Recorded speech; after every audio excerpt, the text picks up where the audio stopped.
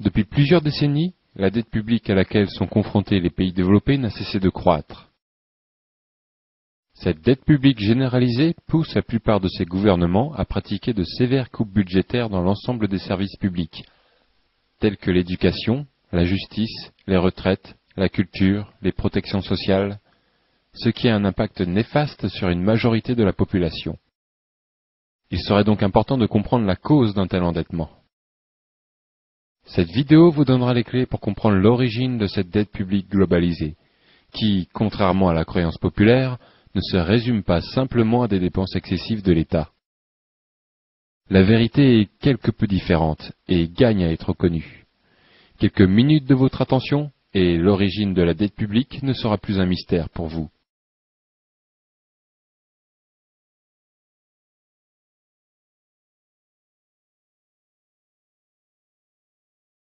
La monnaie fiduciaire, vous la connaissez bien. Elle se trouve dans votre porte-monnaie et vous l'utilisez régulièrement lors de vos divers achats. Cette monnaie existe depuis l'Antiquité, sous la forme de pièces de métaux suffisamment rares pour qu'une confiance totale puisse leur être accordée. Confiance indispensable pour les échanges commerciaux. Au XXe siècle, un métal précieux occupait toujours une place primordiale dans les échanges commerciaux, l'or. En effet, chaque pièce et billet possédait théoriquement son équivalent en or quelque part dans une banque. De plus, les pays devaient se régler entre eux directement avec des lingots de ce métal précieux. D'une certaine manière, on peut donc dire que la monnaie fiduciaire de l'époque était l'or. Depuis les accords de Jamaïque de 1973, les monnaies ne sont plus rattachées à aucun métal précieux.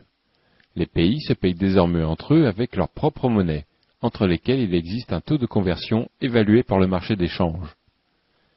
La nouvelle monnaie fiduciaire sont donc ces pièces et billets que vous avez dans vos porte-monnaies. Or, une différence importante entre l'or et la monnaie, c'est que l'or est disponible en quantité limitée, alors que la monnaie peut être créée à volonté par les banques centrales de chaque État. Un État peut-il vraiment profiter indéfiniment de cette création monétaire? Pas vraiment. Car si un pays achète plus qu'il ne vend, alors le taux de conversion entre sa monnaie et celle du pays vendeur évoluera à son dépens. Il lui sera donc de plus en plus difficile d'importer des marchandises, car elles lui coûteront de plus en plus cher. Ce phénomène s'appelle la dévaluation.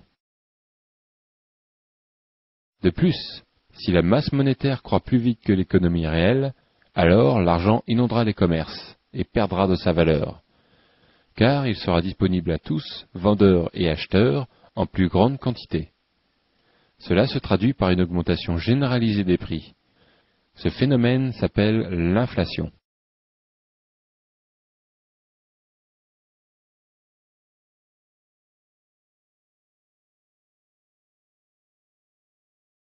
Bien moins connue, il y a aussi la monnaie scripturale. Pour bien la comprendre, faisons un petit saut dans l'histoire. Au XVIIe siècle, les orfèvres étaient chargés de garder les possessions des riches familles et commerçants dans leurs coffres. Disposant d'une énorme quantité de ressources inexploitées, les orfèvres prêtaient une partie de ces richesses dans le but de les récupérer accompagnés d'un juteux intérêt. Mais lorsqu'ils prêtaient ces richesses, ils ne les prêtaient pas matériellement, mais au moyen de lettres de change. Plus faciles à transporter, ces lettres pouvaient à tout moment être échangées par les richesses qu'elles représentaient. Or, ces échanges avaient rarement lieu, car les lettres, disposant d'une crédibilité suffisante, étaient utilisées comme une monnaie à part entière. Ainsi, malgré les prêts, il restait toujours des richesses dans le coffre des orfèvres. Donc, pourquoi ne pas prêter plus de lettres qu'il n'y a de richesses dans le coffre? Cela procurerait d'autant plus d'intérêt à empocher, et tant que les emprunteurs ne viendraient pas tous en même temps échanger leurs lettres de change, ce système fonctionnerait. Et c'est ainsi que les orfèvres devinrent banquiers, prêteurs d'argent qu'ils ne possédaient pas, et surtout qui n'existaient pas. Le système bancaire d'aujourd'hui fonctionne de la même manière.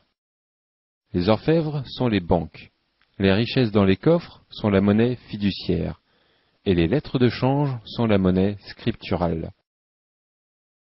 Lorsque vous faites un emprunt dans une banque, cette dernière ne vous donne pas une partie de la monnaie fiduciaire de ses épargnants, mais vous donne de la monnaie scripturale, qui est créée quand le crédit est généré et disparaît lorsque le crédit est remboursé.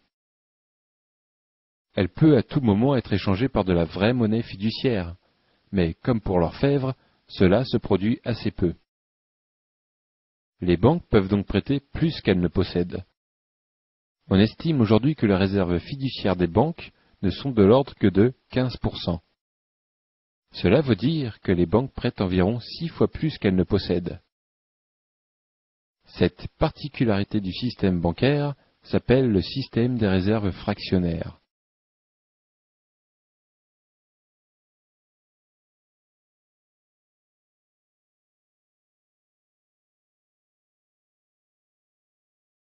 Résumons. La monnaie fiduciaire est créée dans les banques centrales, qui sont des institutions gouvernementales. Les pièces et billets, qui sont une forme de monnaie permanente, font partie de la monnaie fiduciaire. La monnaie scripturale est créée par les banques commerciales, dont la plupart sont des banques privées. Cette création ne peut avoir lieu que lorsqu'un emprunt est émis. Par conséquent, cette monnaie n'existe que dans le cadre d'une dette.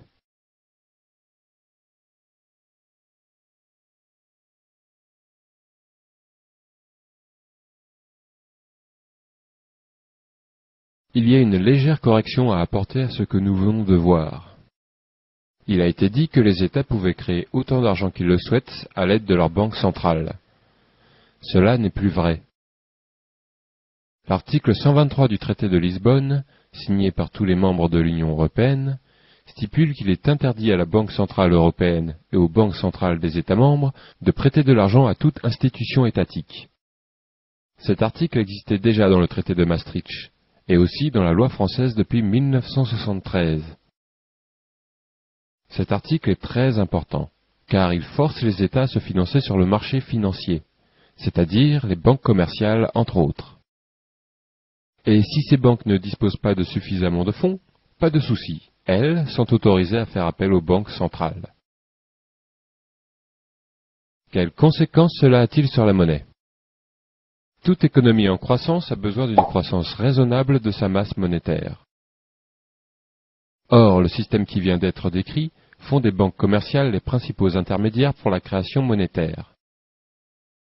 En effet, les ménages, les entreprises et les États ne peuvent faire appel qu'au marché financier pour se financer.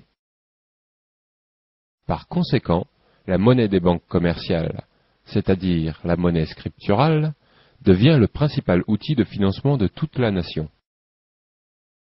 Cela est vrai même si une banque commerciale fait appel à une banque centrale, car pour toute monnaie fiduciaire émise, la banque commerciale pourra émettre une bien plus grande quantité de monnaie scripturale.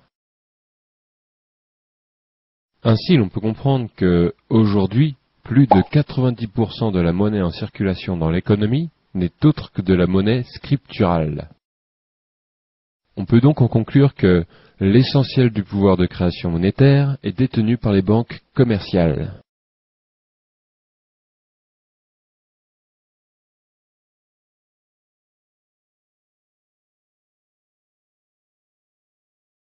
Parlons d'un impact important de ce système monétaire, la dette.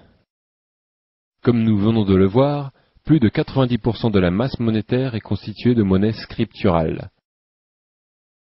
Or, comme nous l'avons aussi déjà vu, la monnaie scripturale n'existe que dans le cadre d'une dette. Par conséquent, si toute l'économie est inondée de monnaie scripturale, alors toute l'économie est endettée.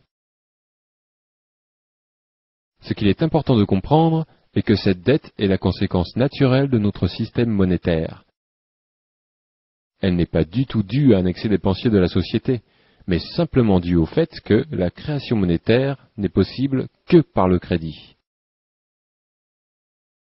Si cette masse de monnaie scripturale était remplacée par de la monnaie fiduciaire permanente, la masse monétaire serait la même, et l'inflation serait donc du même ordre, alors que la dette totale de la société, elle, serait beaucoup plus faible. Pour exemple, la dette totale américaine, publique plus privée, est aujourd'hui d'environ 60 000 milliards de dollars. Une dette colossale, qui n'est pas détenue uniquement par les pays étrangers, mais aussi et surtout par les propres banques américaines. Maintenant, voyons ce que serait la dette française si l'État pouvait s'endetter auprès de sa banque centrale au lieu d'emprunter sur les marchés financiers. Première chose à savoir, lorsque l'on fait un emprunt dans une banque commerciale, il faut rémunérer la banque. Cette rémunération, c'est le taux d'intérêt. Par contre, lorsqu'un État emprunte à sa banque centrale, il n'y a personne à rémunérer, car l'État crée en quelque sorte de l'argent pour lui-même. Il n'y a donc pas de taux d'intérêt. L'État français empruntait à taux zéro avant 1973. Pour comprendre l'effet des emprunts auprès du marché financier, nous devons donc évaluer l'impact de ce taux d'intérêt. C'est simple à calculer. Lorsque l'on somme ce qu'a payé l'État français en intérêt seul depuis 1973, on obtient un chiffre d'environ 1400 milliards d'euros. Une sacrée somme, surtout comparée à la dette publique française actuelle, qui est d'environ 1500 milliards d'euros. En d'autres termes, l'essentiel de la dette publique peut s'expliquer uniquement par le système de création monétaire actuel, basé sur le crédit avec intérêt. Et ceci sans faire intervenir les dépenses publiques, la sécurité sociale ou le manque de compétitivité, qui pourtant en sont les causes les plus communément admises.